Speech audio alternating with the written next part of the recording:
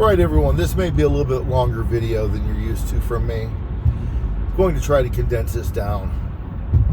I wanted to talk about socks and being afraid. Now, I don't have a phobia of socks, no. But I wanted to offer this story to you. When I was little, I told you guys before, I was raised by an abusive stepfather. He would beat us. He would literally kick and punch and stomp on us and torture us. My mom abandoned us when we were 13. After she left him. Ended up going to a foster home. That was stress in and of itself. But I remember when I was a kid, you had to be worried about the dumbest things. Socks were a big thing. If you had holes in your socks, he would berate you. If you didn't make the Kool-Aid exactly the right sweetness, he would berate you. He would teach you how to do something, and then when you did it the exact way he showed you, and it didn't come out the way he thought it should, he would berate you and punish you and beat you. It was constant. I'm not looking for attention here, but I want to draw the importance of the meaning of the message here. Fear should be the last and least part of a child's life. I remember having socks on my feet that if you would get holes in them, he would berate you, yell at you. You never knew if that yelling was going to turn into a beating. It might just be a casual talking to, or it might become a full-fledged, you're getting beat moment. I'd watch my brothers get yelled at. So of course I'm 5, 6 years old, hole in my sock. So what do? I can't tuck it in between my toes because this hole was happened to be a little bit too big. Normally I could contain it. Survive the day without him seeing a hole in that sock. Well, I went and grabbed a bobby pin from my mom's dresser. And I used it to kind of twist tie. And I punctured the sock and cinched up, as much as a 5, 6, 7-year-old could do. Patched up the hole. And I'm walking around with this knot of extra material from the sock. And a bobby pin that's all curled and jammed up. Hurts my little feet, but hey, nobody sees it. Finally, later in the evening, my mom sees me adjusting it. Says, what are you doing? Then I get yelled at for having holes in my socks. I mean, come on, what kid doesn't have a hole in their socks? I grew up afraid all the time over silly things like that. I mean, I got yelled at one time because I drew a picture for my mom that said, "Mom is awesome." And I gave it to her and she put it on the refrigerator. And he got angry that I didn't make him something. It was just, you're damned if you do and damned if you don't. It was constant fear. Now let me tell you, when I raised my daughter, the last thing I wanted was for her to be afraid. If I walked into the room and saw her have a hole in a sock, I would grab her toe and I see Little Piggy, wee, wee, wee, and have fun. And she would laugh. She knew she could just throw the sock away. Let us know when you're running out of socks. We'll buy you more. Mom, my socks all have holes in them. Okay, we'll go to Walmart, buy you some new socks. Should never be a point of stress for a child. Never. Ever. In no situation. That's just the reality of my growing up. Let me tell you this. Once I moved into the foster home, you would think that my stress would go away. It was different. I was no longer beaten. They weren't cruel to us. There were challenges and difficulties. But you know what I did worry about every day? My future. I knew that no one loved me. That no one was going to look out for me and help me. And I had no idea how, when I was 18 years old, how I was going to be expected to pack up my stuff and move out of the foster home and provide for myself. You know what? I'm going to do that on a minimum wage job. I had no friends, no family to help me.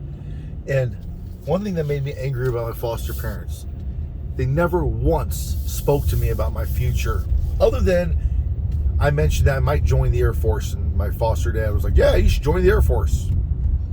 The only reason I thought about joining the military was so I could have a future, have a bunk to sleep on, have some food and clothing, But there was never a, hey, foster son, you've been with us for 5 years now. We just want you to know. I mean, they would tell us all the time that they loved me, loved us.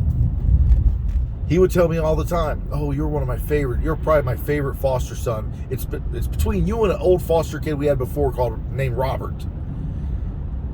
So I was at least his number one or number two. But he would never tell me, you have a home with us. We'll take care of you.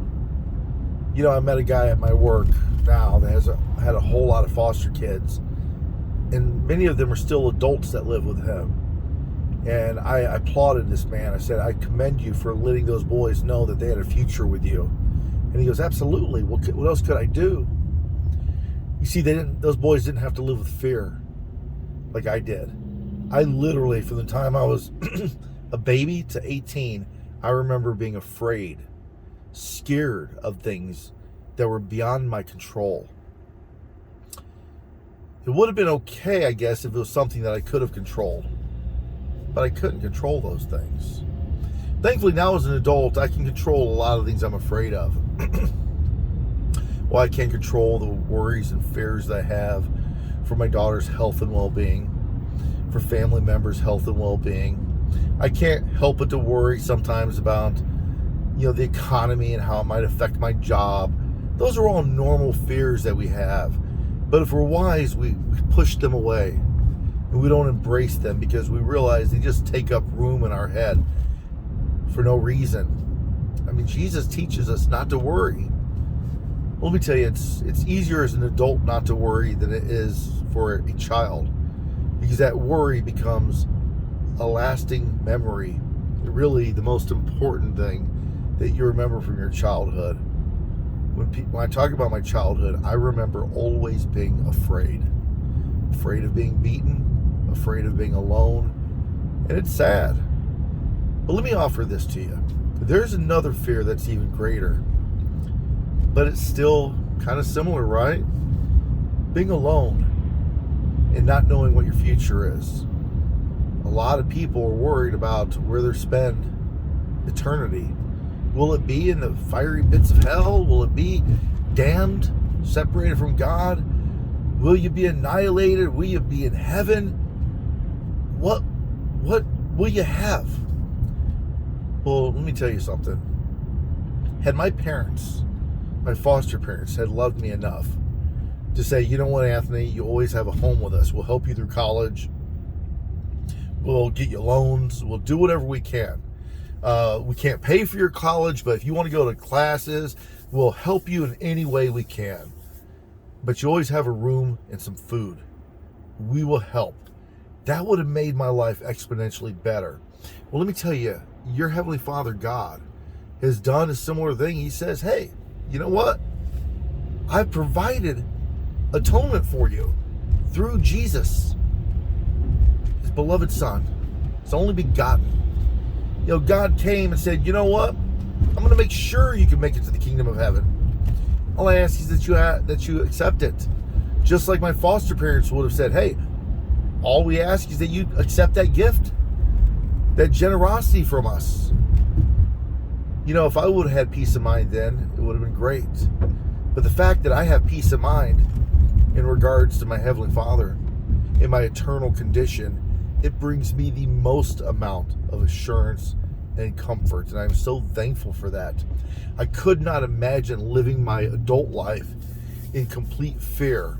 Now, I know atheists are going to say, oh, well, they're not in fear. We don't believe in it. You just snuff it out. I would not personally be able to live with that because it doesn't make sense to me. It seems pointless to have this existence only to be non-existent, to not have an afterlife.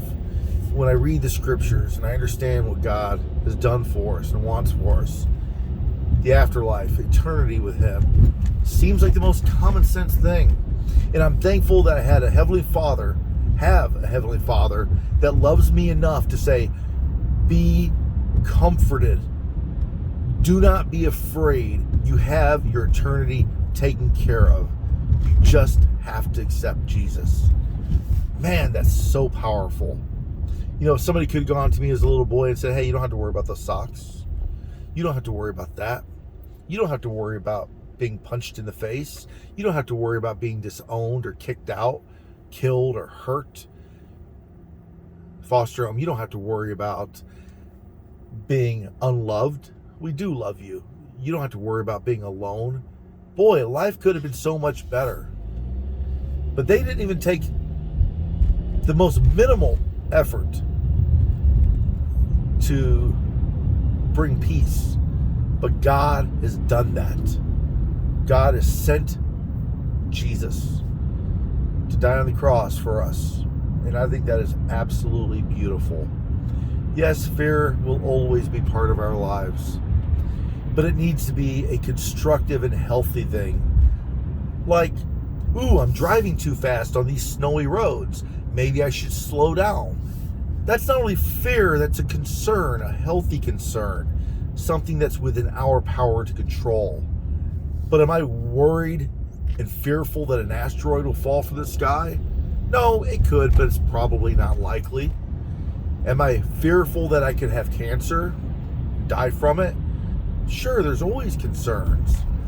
But when I know that my Heavenly Father has prepared greater things for me, that even cancer can't snuff out my eternity, I realize I don't have to surrender to fear, and that it doesn't have power over me like it did when I was 6 years old. When I was a 16-year-old young kid lying in bed at night fretting about what my future looked like. I'm just thankful that God is the greatest parent. He loves us, provides us comfort, provides a solution to our problems that we create. And all we have to do is accept Him and be comforted by Him. So please, friends, do not be afraid. Trust in God. Trust that He has your future secured. It is the greatest comfort you'll ever know. You may say, why are you a Christian? I think that's why I'm a Christian, because in God I find comfort. In everything else, I find nothing but fear.